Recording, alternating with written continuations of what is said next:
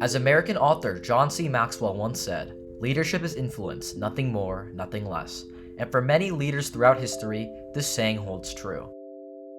Today, we will be exploring how one of the greatest leaders in history, Augustus, and one of the world's worst modern dictators, Kim Jong-un, utilized forms of media to curate a presentation of themselves to influence how they are seen by their own people and the world. We begin our journey in Rome in the year 27 BCE. In spite of the fact that he only recently achieved the status of emperor, Augustus already possessed many of the attributes that contributed to his prolonged success as a leader. These attributes were Augustus's communication skills, success, and charisma. But with that being said, all of these attributes are also shown in some form in the statue of Augustus Suprema Porta. The first detail worth noting is on the cuirass of Augustus, where we have a woman receiving a Roman standard from a Parthian. The return of the Roman standards that were taken by the Parthians communicates a victory for Roman Augustus, as these standards symbolize the Roman defeat when they were taken. This is an example of how Augustus projects power through imagery, as this subtle detail is showcasing Augustus's military success. The next detail has to deal with the form of the sculpture. Augustus's sculpture is almost a direct copy of a sculpture by Polyclitus, which was made during the Golden Age of Greece.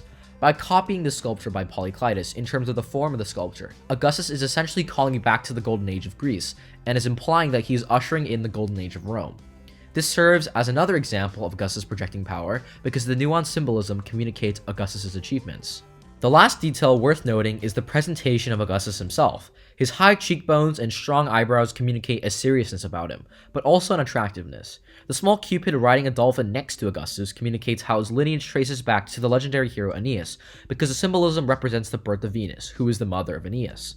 This is essentially saying that Augustus was much like the demigod. This projects the charisma that Augustus had, as the presentation of Augustus projects the charm and aura he had as a leader. So we see that in the case of Augustus, all of these traits work in his favor. His attributes are areas of focus that are magnified through the image of power, and the image of power curates a presentation of him as a strong and reliable leader to great effect. However, the same can't be said for all leaders, and before we talk about our next one, we have to take a trip.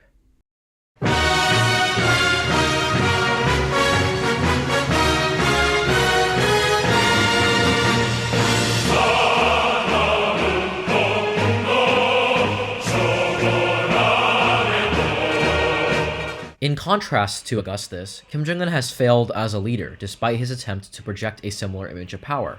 Here's why. Here we have a photo of Kim riding a white horse on Mount Paektu. For context, the photos come from a video that was a part of North Korean propaganda that detailed Kim's supposed successes, including North Korea's defiance of US sanctions and Kim's meetings with Putin and Xi Jinping.